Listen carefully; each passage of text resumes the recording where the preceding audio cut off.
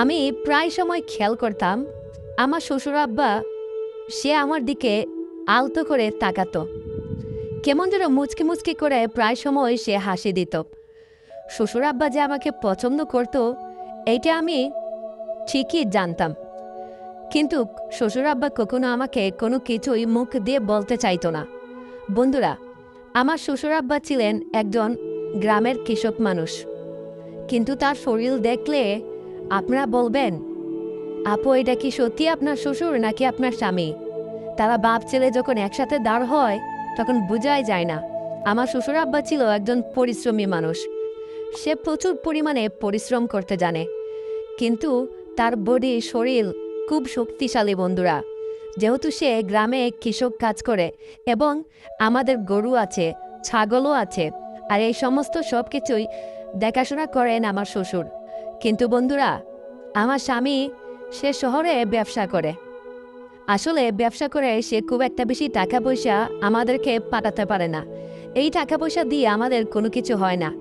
আর তাছাড়া আমার স্বামী রাজীব রাজীব আসলে সে গ্রামের ওই পাহাড় বেয়ে বেয়ে কাজ করা বা গরু রাখা বা গ্রামের যে কৃষি জমি করা, এইগুলো সে কোনো কিছুই আসলে জানে না। সে আপাতত শহরে ব্যবসা করলেও সম্প্রতি তার নাকি ব্যবসাও ভালো লাগে না, কারণ ব্যবসা সে একেবারেই বুঝে না। সে এখন শহরে একটা চাকরি নিয়েছে, কিন্তু খুব একটা বেশি ভালো মাইনে পায় না। কিন্তু এদিকে আমাদেরকেও খুব বেশি টাকা পাঠাতে পারে না। আমার শ্বশুর সে কৃষি কাজ করে অনেক টাকা ইনকাম করে, আবার আমাদের গরু আছে, দুধ বিক্রি করেও প্রায় অনেক টাকা আমরা ইনকাম করি। কিন্তু বন্ধুরা, আমার শ্বশুর আব্বা, আমার শাশুড়ি নেই অনেক দিন হলো, এদিকে আমার বাচ্চা কাচ্চাও হচ্ছে না। আমার বিয়ের প্রায় 1.5 বছর হয়ে গেছে, কিন্তু আমার স্বামী এখনো আমাকে কোনো বাচ্চা উপহার দিতে পারল না। এই নিয়ে আমার স্বামীর সঙ্গে কম ঝগড়া হয় না। মোবাইল ফোনে তাকে আমি পেলেই শুধু তাকে এই খোঁচাটাই আমি দেই। কিন্তু বন্ধুরা, তাকে খোঁচা দিয়েই বা কী হবে?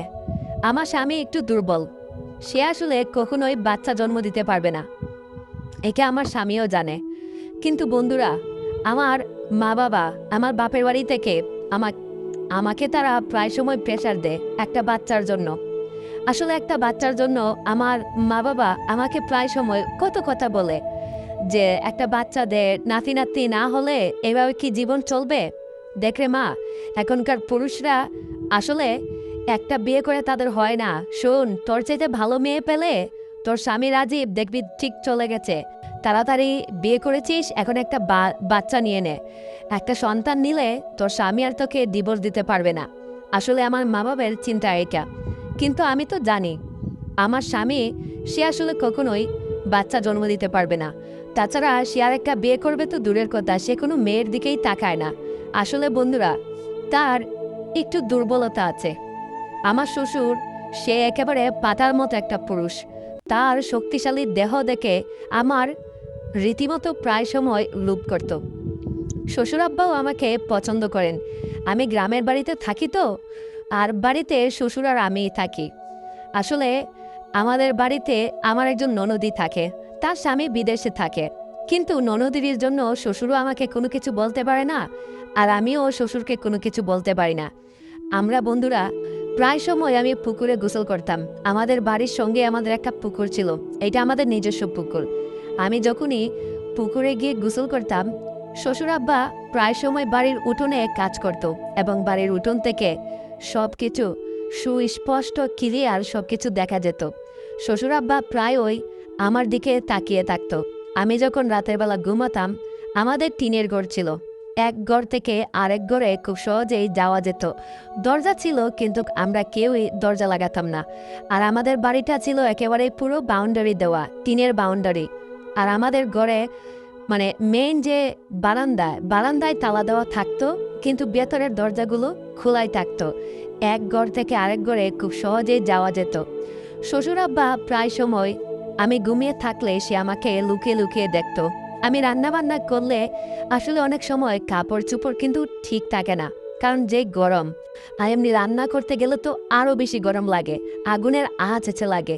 আমি প্রায়শই উন্না রেখে যেতাম, বা শাড়ি পরলেও একটু কোমর টোমর দেখা যেত। শ্বশুর আব্বা প্রায় আমাকে এইভাবে সে কিন্তু ফলো করতো, আমি বুঝতে পারতাম। কিন্তু আমি শ্বশুর আব্বাকে কোনো কিছু বলতাম না, কারণ আমার শাশুড়ি আম্মা নেই। তাছাড়া শ্বশুর আব্বা একজন পরিশ্রমী মানুষ। দিন শেষে একটা পুরুষ মানুষ কিন্তু একা থাকতে পারে না, তার খুব কষ্ট হয়। শ্বশুর আব্বা প্রায়শই আমি দেখতাম সে রাতের বেলা বাড়ি ফিরত না। কোথায় যেত? আমি খুঁজি নিয়ে জানতে পারি আমাদের বাজারে, আসলে যে শহরে, মানে আমাদের যে গ্রাম, আমাদের গ্রাম থেকে ওই ইউনিয়ন পর্যায়ে একটা বাজার আছে, এবং সেইখানে আসলে অনেক এই খারাপ লোকজন যারা আসলে জুয়া খেলে, তাস খেলে, বা একটা পাহাড় আছে ওই জায়গাতে, ওইখানে নাকি আসলে 500 টাকায় নারীদের ওইটা পাওয়া যায় আর কি। তো শ্বশুর আব্বা প্রায় সময় সে বাড়ি ফিরত না। একদিন আসলে কি বলবো, আমি শ্বশুর আব্বার জন্য অপেক্ষা করতে করতে রাত প্রায় 12টা হয়ে গেছে, কিন্তু শ্বশুর আব্বা বাড়ি ফিরল না। সে রাতে সে প্রায় 5টার সময় বাড়ি ফিরল। আমি শ্বশুর আব্বাকে জিজ্ঞাসা করলাম, বাবা, আপনি সারা রাত কোথায় ছিলেন? আমাকে তো একটাবার বলে যাবেন যে আপনি বাড়ি ফিরবেন না, আপনার জন্য বাড়িটা সারা রাত গেটে তালা দেয় নেই। শ্বশুর আব্বা সেদিন আমি দেখলাম খুব ক্লান্ত হয়ে আছে। আমি বাবাকে জিজ্ঞাসা করতে চাইলে সে আমাকে কোনো কিছু বলে নাই। আব্বা বলল, আজকে একটু পরিশ্রম করেছে, ঘুমাতে দে। সারা রাত শ্বশুর আব্বা সেদিন ঘুমিয়ে পড়েছিল, কোনো কিছু সে সেদিন বলল না। আসলে বন্ধুরা, এভাবেই যাচ্ছিল আমাদের দিনকাল। কি বলবো, এভাবে প্রায়শই আমাদের দিনকাল যেত। তো শ্বশুর আব্বা প্রায় সময় এরকম কাজ করতো আমাকে না জানিয়ে বা আমাকে না করে, কিন্তু আমি একে আসলে ধীরে ধীরে বুঝতে পারতাম। কিন্তু আমি শ্বশুর আব্বাকে কোনো কিছু বলতাম না। কিন্তু এইভাবে যেন শ্বশুর আব্বার কোনোভাবে পোষাচ্ছিল না। একদিন আসলে খুব রাত হয়ে গেছে, শ্বশুর আব্বা আমাকে বলতেছে, বৌমা, আমার শরীরটা খুব ব্যথা করতেছে, আমাকে একটু তেল মালিশ করে দিবে? আসলে পাশে আমার ননদিনী ছিল, রুক্মিণী, ওকে শ্বশুর আব্বা বলে না। আমি বললাম, বাবা, আমি তো একটু কাজ করতেছি, তাছাড়া আমার শরীরটা আজকে ভালো নেই, আপনি রুক্মিণীকে একটু বলেন না। শ্বশুর আব্বা বলল আমাকে, আরে ও তো আমার মেয়ে, ওকে আমি কিভাবে বলি? বুমা, তুমি আমার পুত্রবধূ, তাছাড়া তুমি যদি আমাকে একটু সেবা যত্ন না করো, আর কে করবে বলো তো? ঠিক তখন আমি বন্ধুরা শ্বশুর আব্বার ঘরে গেলাম। তেল নিয়ে শ্বশুর আব্বাকে মালিশ করতে শুরু করে দিলাম। শ্বশুর আব্বা আমার মালিশ পেয়ে সে খুব আরাম পাচ্ছে, আমি বুঝতে পারছি সে খুব আনন্দও পাচ্ছে। শ্বশুর আব্বা তখন আমাকে বলে, বৌমা, তোমার কি শরীরটা খারাপ লাগতেছে? আমি বললাম, বাবা, আমার শরীরটা কিছু খারাপ লাগতেছে, আসলে সকাল থেকেই মাথা ব্যথা করতেছে, তাছাড়া এই রান্না বান্না করে আগুনের আছে, মনে হচ্ছে শরীরটা আর একটু ব্যথা হয়ে গেছে। শ্বশুর আব্বা তখন আমাকে বলল, বৌমা, তুমি এখন এখানে শুয়ে পড়ো, আমি তোমাকে তেল মালিশ করে দিচ্ছি আর নিস লাগিয়ে দিচ্ছি, দেখবে তোমার ব্যথা ভালো হয়ে যাবে। আমি বললাম, তাই বলে আপনি আমাকে দিবেন? বাবা, বিষয়টা আসলে ভালো দেখে না। শ্বশুর আব্বা তখন আমাকে বলল, বৌমা, তুমি এই রাতের বেলা এত কষ্ট করে আমাকে তেল মালিশ করে দিয়েছ, আর আমি তোমাকে তেল মালিশ করে দিতে পারবো না? বৌমা, শুনো, এখন গভীর রাত হয়ে গেছে, তোমার ঘুম দরকার। বৌমা, তুমি যদি ভালো না থাকো তাহলে আমাদের জন্য রান্নাবান্না করবে কিভাবে? হ্যাঁ, কে করবে? শুনো বৌমা, তুমি আর কোনো কথাই বলো না, আমি তোমাকে এখনই তেল মালিশ করে দিচ্ছি, তুমি বরং শুয়ে পড়ো। তারপর বন্ধুরা, শ্বশুর আব্বা ওই রাতে আমার হাতে, আমার পায়ের তলায়, আমার পায়ে, পিঠে, বিভিন্ন জায়গায় সে আমাকে তেল মালিশ করে দিয়েছিল, এবং আমার মাথায় সে খুব সুন্দরভাবে বেনি বলে আমাকে আসলে চুলগুলো খুব সুন্দরভাবে নেড়ে দিচ্ছিল। আসলে বন্ধুরা, আমি বিয়ে করেছি ঠিকই তার ছেলে রাজীবকে, কিন্তু রাজীব আমাকে আজ পর্যন্ত এইভাবে সে আমাকে কখনোই এইরকম সুন্দর করে সেবা যত্ন করে নাই। আমার শ্বশুর আব্বা প্রায়শই আমাকে এইভাবে খুব সুন্দর করে বেনি বলে দিত, আমাকে মেসেজ করে দিত। ওই রাতে আমার খুব আরাম লাগতেছিল। আসলে এক তো হচ্ছে গভীর রাত, তার উপর আবার খুব বেশি ঘুম পাচ্ছিল, শরীরটা হালকা পাতলা একটু ব্যথা ব্যথা অনুভব হচ্ছিল। আর ঠিক সেই সময় শ্বশুর আব্বা আমাকে এত সুন্দর করে মাসাজ করে দিচ্ছিল, বন্ধুরা, মনে হচ্ছিল আমি এক অন্য জগতে আছি। সেদিন শ্বশুর আব্বার ছোঁয়া পেতেই আমি ঘুমিয়ে পড়েছিলাম। তারপর আমার সঙ্গে ওই রাতে কি হয়েছিল আমি কোনো কিছুই আর বলতে পারি না। আমার এতটা ঘুম পেয়েছিল। সকালবেলা যখন আমি ঘুম থেকে উঠলাম তখন আমি দেখলাম আমি যেই কাপড় পরে রাতে শুয়েছিলাম আমার শরীরে সেই কাপড় আর নেই। আমি কমলের নিচে শুয়ে আছি, আর বিছানায় কেমন যেন সাদা সাদা কী সব যেন দেখা যাচ্ছে। আমি তো রীতিমতন একটা অবাক। সকালবেলা ঘুম ভাঙতেই আমার এমন এক পরিস্থিতি, কি বলবো। এইটা দেখার পর আমার মাথাটা পুরো একেবারে খারাপ হয়ে গেল। শ্বশুর আব্বা দেখলাম সকালবেলা সে বাথরুমে গিয়ে গোসল করতেছে। আজকে আর সে পুকুরে গেল না। আর আমার ননদিনী সে জানে কোথায় ঘুরতে গেছে তার এক বান্ধবীর সঙ্গে। আমি শ্বশুর আব্বাকে জিজ্ঞাসা করলাম, বাবা, ব্যাপারটা কি? আপনি তো এত সকালবেলা কখনোই গোসল করেন না, আজকে এত সকালবেলা আপনি গোসল করতেছেন, আর আপনি কাজে যাবেন না? শ্বশুর আব্বা তখন বলল, এই তো যাবো বৌমা। তোমার কি ঘুম ভেঙেছে? তাহলে একটা কাজ করো, আমার জন্য একটু নাস্তা বানিয়ে নিয়ে আসো। আর শোনো, হেই, আমি গোসলটা করে নিয়েছি, তুমিও গোসলটা করে নাও। আমি বাবাকে বললাম, আব্বা, আপনি তো এত সকালে এর আগে কখনো দেখলাম না আপনাকে গোসল করতে। আচ্ছা, কি ব্যাপার বলেন তো? আপনি আজকে এত সকালবেলা গোসল করে কোথায় যাবেন? আবার নাস্তাও দিতে বলতেছেন। আচ্ছা আব্বা, কালকে আপনি আমাকে না তেল মালিশ করে দিয়েছিলেন? আমার খুব বেশি গুণ পেয়েছিল তখন। আমি তো আর কোনো কিছুই বলতে পারিনি। আব্বা, আমার এই অবস্থা কি? আমার শরীরে কোনো কাপড় চোপড় নেই। বাবা, আবার বিছানায় এই সমস্ত কিসের দাগ? শ্বশুর আব্বা তখন মুচকি মুচকি হাসতেছে। আমি শ্বশুর আব্বার মতিগতি কোনো কিছুই বুঝতে পারতেছিলাম না। শ্বশুর আব্বাকে বললে সে মুচকি মুচকি হাসে। শ্বশুর আব্বা তখন আমাকে বলতেছে, বৌমা, আমি তোমাকে কালকে তেল মালিশ করে দিয়েছিলাম, কিন্তু তুমি ঘুমের সময় আমাকে এমন জোরে জড়িয়ে ধরেছিলে, কি আর বলবো। রাতে তোমার আর আমার ভিতরে একটা অ্যাক্সিডেন্ট হয়ে গেছে, একটা ঘটনা ঘটে গেছে। এই জন্য তোমার শরীরে আর কাপড় চোপড় নেই। আর বৌমা, তুমি তো রাতের বেলা আমাকে জোর করেছিলে, বাধ্য করেছিলে, আর এখন তুমি বলতেছো আমাকে কোনো কিছু জানো না। আমি শ্বশুর আব্বার কথা কোনো কিছুই বুঝতে পারতেছিলাম না। তার মানে এতদিন শ্বশুর আব্বা আমার কাছে যে জিনিসটা চাইছিল সেই জিনিসটা কি সে পেয়ে গেছে? হ্যাঁ, সে আমাকে এতদিন যেই কারণে যেইগুলো সে চাচ্ছিল আমার কাছে, তার মানে শ্বশুর আব্বা আজকে রাতে সে কি আমার সব কিছু লুটে নিয়েছে? শ্বশুর আব্বা তখন আমাকে মুচকি মুচকি হাসতেছে আর বলতেছে, বৌমা, তুমি এত সুন্দর, বিশ্বাস করো, এই রাতটা আমার জীবনে না আসলে আমি জীবনেও জানতাম না। আরে তোমার শাশুড়ির থেকেও তুমি 2-3 গুণ বেশি সুন্দরী। আর বৌমা, আজকে রাতটা আমার জন্য একটা স্পেশাল রাত ছিল। ইস, তুমি যদি আমাকে এইভাবে প্রতিদিন দিতে। শ্বশুর আব্বার এই কথা শুনে আমার মাথাটা আরও বেশি হ্যাং হয়ে গেছে, কোনো কিছুই কাজ করতেছে না। আমি তখন বাথরুমে গেলাম, গিয়ে গোসল করে ফ্রেশ হয়ে নিলাম। বন্ধুরা, শ্বশুর আব্বা খুব মজা পাচ্ছে এইটা তো আমি বুঝেই নিলাম। যাই হোক, আব্বাকে আমি নাস্তা দিলাম। সে নাস্তা খেয়ে কাজে গেল গোসল করে। আমি বুঝলাম যে বাবার সঙ্গে নিশ্চয়ই কোনো একটা অঘটন আমার রাতের বেলা ঘটেছে, না হলে বাবা কেন এত বেশি খুশি হবেন? হ্যাঁ, তো যাই হোক বন্ধুরা, দুদিন পর আমার স্বামী শহর থেকে সে দেশে আসলো। সে আমাদের জন্য 20,000 টাকা নিয়ে আসলো। আসলে এই টাকা দিয়ে আমাদের সংসারের খরচ কোনো কিছুই চলে না।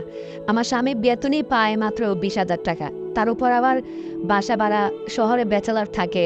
তো আমার স্বামী ওই রাতে আসার পর আমি আমার স্বামীকে বললাম, ওগো, এইভাবে আর কতদিন? দেখো, আমাদের আত্মীয় স্বজন, আমার মা বাবা যারা আছে সবাই একটা বাচ্চার জন্য কত আকুতি মিনতি করতেছে। দেখুন, আমি আপনাকে আর কোনো কিছু বলতে পারবো না। আপনি আমাকে নিয়ে ডাক্তারের কাছে চলুন, আমাদের একটা বাচ্চা লাগবে। আসলে একটা বাচ্চার জন্য আমরা কত কষ্ট করতেছি। আপনি শহরে পড়ে আছেন আমাকে ছেড়ে, আমার কথা কি আপনার একটু মনেও পড়ে না? তাহলে আপনি আমাকে বিয়ে করছেন কেন যদি আপনি আমাকে শারীরিক সুখ নাই দিতে পারেন? দরজার পেছন থেকে দাঁড়িয়ে আমার সেই কথাগুলো শ্বশুর আব্বা সব কিছু শুনে নিয়েছে, যে তার ছেলের এই দুর্বলতা আছে। তখন আমার স্বামী আমাকে বলতেছে, দেখো নাসিমা, আমি আর তোমাকে কি বলবো, আসলে একটা অ্যাক্সিডেন্টের কারণে আমার এই জায়গায় একটা সমস্যা হয়েছে, আর তখন থেকেই আমি আসলে একটু দুর্বল হয়ে গেছি। তুমি কি ভেবেছো আমি ডাক্তার দেখাইনি? আমি অনেক ডাক্তার দেখাইছি, কিন্তু এর কোনো সমাধান পাচ্ছি না। আর সমাধান পেলেও অনেক টাকার প্রয়োজন। আসলে আমিও তো চাই যে আমার একটা সন্তান হোক, আমাকে বাবা ডাকুক। আমার কি মন চায় না বাবা ডাক শুনতে? কিন্তু আমি কি করব বলো? আমার কোনো কিছু উপায় নেই। আমিও যে পারতেছি না এই একা একা জীবন। আমারও তো ইচ্ছে করে যে আমার বাচ্চা আমার সামনে হাসবে, খেলবে, আমাকে বাবা বাবা বলে ডাকবে। শুধু কি তোমার একা মায়ের চেয়ে ডাক শুনতে হয়? ইচ্ছে করে আমার কি মন চায় না? আমার স্বামী সেই রাতে সে মন খারাপ করে ঘুমিয়ে পড়ল। সকালবেলা খাওয়া দাওয়া করে সে কোথায় যেন চলে গিয়েছিল। রাতের বেলা ফিরে আমি তাকে বললাম, আচ্ছা তুমি রাগ করো না, দেখো উপরওয়ালা চাইলে একদিন না একদিন ঠিকই আমাদের বাচ্চা হবে। তখন আমার স্বামী আমাকে ওই রাতে আদর করে সে সকালবেলা শহরের উদ্দেশ্যে আবার চলে গেল। তখন আমার শ্বশুরাব্বা আমার সব কথা শুনে নিল। তখন আমার শ্বশুরাব্বা আমার কাছে এসে বলতেছে, বৌমা, তোমার জীবনে এত কষ্ট, তুমি আমাকে আগে বলবে না? তোমার মনে এত কষ্ট, আমি তো এতদিন না জেনেই তোমাকে সব দোষ দিয়েছি যে আমাকে একটা বাচ্চা দাও, একটা নাতি দাও। বৌমা, সমস্যাটা যে আমার ছেলের এইটা আমি জানতাম না। আমি না জেনে তোমাকে কত কিছু বলেছি। সেদিন শ্বশুরাব্বা সে আমার প্রতি খুব মায়া দেখালো, খুব দরদ দেখালো। আমি শ্বশুরাব্বাকে বললাম, বাবা, সমস্যা জারি হোক, এইটা নিয়ে আমি আর কোনো কিছু ভাবতে চাই না, যা হবার হয়েছে। তখন রাতের বেলা শ্বশুরাব্বা আমার জন্য দেখলাম বেশ কিছু শাড়ি নিয়ে এসেছে, আমার জন্য ফুচকা নিয়ে এসেছে, চটপটি নিয়ে এসেছে। আসলে বন্ধুরা, ফুচকা হচ্ছে মেয়েদের একটা আবেগ, চটপটি এইটা মেয়েরা খুব বেশি পছন্দ করে। শ্বশুরাব্বা তখন আমাকে ফুচকা, আমার জন্য শাড়ি, চুড়ি, গহনা, অনেক খেলনা নিয়ে এসেছে, এবং আমার বাচ্চার জন্য একটা ছোট একটা ওই যে একটা পুতুল নিয়ে এসেছে। নিয়ে এসে আমাকে বলতেছে, বৌমা, তোমার বাচ্চা হলে এই যে এই পুতুলটা দিয়ে খেলবে। আমি বললাম, বাবা, আপনি এটা কি বলতেছেন? বাচ্চা হওয়ারই খবর নেই, আর আপনি তার জন্য পুতুল নিয়ে কাপড় চোপড়ও নিয়ে এসে পড়েছেন। শ্বশুরাব্বা তখন আমাকে বলতেছে, বৌমা, তোমার বাচ্চা হবে, তুমি কি চাও না তুমি মা ডাক শুনতে? আমি তখন শ্বশুরাব্বাকে বললাম, হ্যাঁ আমি তো চাই, কিন্তু বাবা, আপনার ছেলের দ্বারা তো সম্ভব না। তখন শ্বশুরাব্বা আমাকে বলতেছে, বৌমা, তুমি যদি চাও তাহলে এই বাচ্চাটা হবে। আমি বললাম, আমি চাইলে হবে, এটার মানে কি শ্বশুরাব্বা? শ্বশুরাব্বা তখন আমাকে বলতেছে, বৌমা, তোমার যদি কোনো সমস্যা না থাকে আমি তোমাকে একটা বাচ্চা দেব।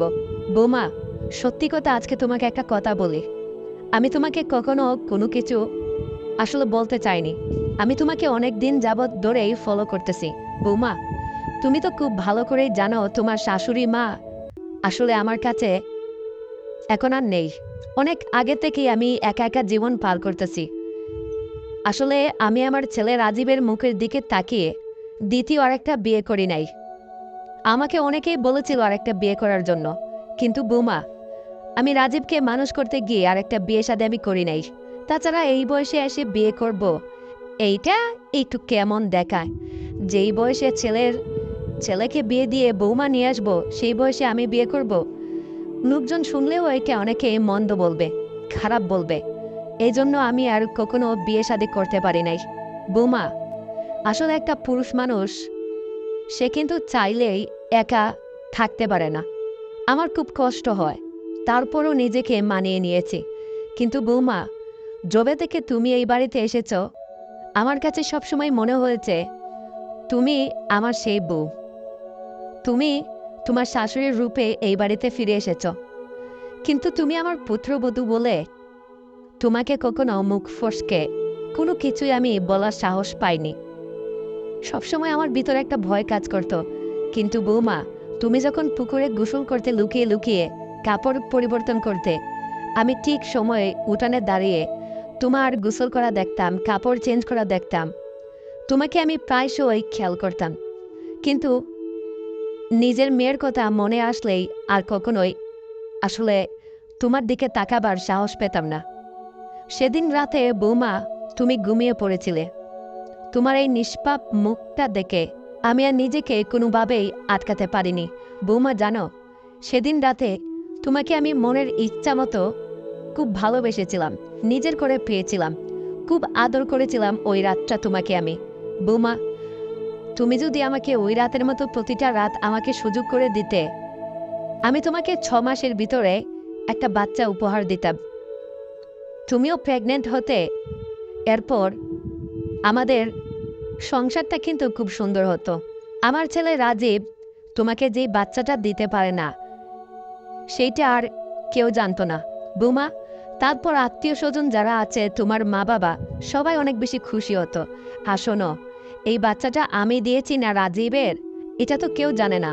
বৌমা নাসিমা, তুমি আর না করো না। দেখো, আমি তখন শ্বশুর আব্বার এমন কথা শুনে আমি বাবার দিকে তাকিয়ে রইলাম। শ্বশুর আব্বা এইগুলো আমাকে কি বলতেছে, তার মুখে এমন কথা শোনার জন্য বন্ধুরা আমি মোটেও প্রস্তুত ছিলাম না। আমি শ্বশুর আব্বার দিকে একদিকে তখন তাকিয়েছিলাম আর ভাবতেছি, এই বুড়ো লোকটা এই সমস্ত কি বলতেছে। আমি তখন শ্বশুর আব্বাকে বললাম, বাবা, আপনি যা বলতেছেন, আপনি কি সব কিছু ভেবে বলতেছেন? দেখেন শ্বশুর আব্বা, আপনি আমার বাবার বয়সী, আমার বাবার মতো। তাছাড়া আমি আপনাকে বাবার মতোই সম্মান করি, শ্রদ্ধা করি, কিন্তু আমি আপনাকে নিয়ে কখনো এই সমস্ত স্বপ্নও দেখি না, কল্পনাও করি না। কিন্তু বাবা, সেদিন রাতে আপনি আমার সঙ্গে যেই কাজটা করেছিলেন, এইটা আমার অজান্তে করেছিলেন, আর এর কোনো কিছুই আমি জানি না। সকালবেলা উঠে দেখি যে আমার এই অবস্থা, পরে আমি বুঝতে পেরেছি।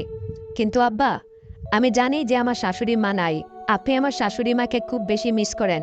হ্যাঁ, একটা মানুষ একা থাকতে পারে না, আপনার খুব কষ্ট হয়।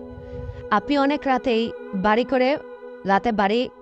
ফিরেন, অনেক রাত করে বাড়ি ফিরেন। অনেক সময় আপনি অনেক জায়গায় যান, টাকার বিনিময়ে আপনি দেহ সুখ পান। কিন্তু বাবা, আমি আপনার পুত্রবধূ। দেখেন, আপনি যেই কথাটা বলতেছেন এইটা একদমই ঠিক না। আপনার ছেলে বা আপনার মেয়ে রহিমা পাশের ঘরেই থাকে, যদি সে বিষয়টা জানতে পারে কি একটা অবস্থা হবে, একটাবার আপনি ভেবে দেখেছেন? তাছাড়া আব্বা, এটা আসলে হয় না। তখন শ্বশুর আব্বা আমাকে বলতেছে, বৌমা শুনো, আসলে এই পৃথিবীর প্রত্যেকটা মানুষই কিন্তু পাপ কাজে লিপ্ত আছে, কেউ গোপনে, কেউ ওপেনে। তোমার আমার ভিতরে আমরা যা করব, যদি এটা একান্তই তোমার আর আমার ভেতরে সিক্রেট থাকে, কেউ না জানে, তাহলে তো কারো কোনো সমস্যা নেই। ঘরের কথা কেন বাহিরের লোকে জানবে বৌমা? তাছাড়া পাপ কাজ থেকে অনেক সময় ভালো কিছু হয়। আসলে আমার ছেলে তোমাকে বিয়ে করেছে, কিন্তু একটা বাচ্চা সে তোমাকে উপহার দিতে পারতেছে না, এটা খুবই কষ্টসাধ্য বৌমা। এই বাড়ির তো একটা ভবিষ্যৎ আছে নাকি? আমাদের একটা সন্তান লাগবে বৌমা, তুমি আর আমাকে না করো না। দেখো, আমাদের সংসারে একটা বাচ্চা আসলে সবাই খুব বেশি খুশি হবে। তাছাড়া আমাদের এলাকার সমাজের মানুষ, বাহিরের মানুষ কেউ তো আর জানতে পারবে না যে বাচ্চাটা তোমার নাকি আমার। দেখো বৌমা, তুমি যেহেতু একজন বিবাহিত নারী, আমার ছেলেকে তুমি বিয়ে করেছ, ঠিক আছে? তোমার যখন বাচ্চাটা হবে, সবাই তখন ভেবে নিবে যে এটা রাজীবেরই সন্তান, কারণ রাজীবে আর তোমরা দুজন স্বামী স্ত্রী। বৌমা, এখন সব কিছু তোমার হাতে, আমি আর তোমাকে বাধা দিতে পারবো না। শ্বশুর আব্বার এমন কথা শুনে বন্ধুরা আমি কি করব? আসলে আমার সংসারে একটা সন্তানের দরকার।